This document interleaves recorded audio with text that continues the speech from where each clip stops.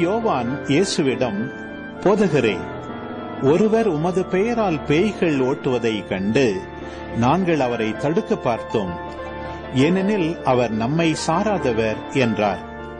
அதற்கு இயேசு கூறியது, தடுக்க வேண்டாம், ஏனெனில் என் பெயரால் வல்ல செயல் புரிபவர் அவ்வளவு எளிதாக என்னை குறித்து இகழ்ந்து பேச மாட்டார்.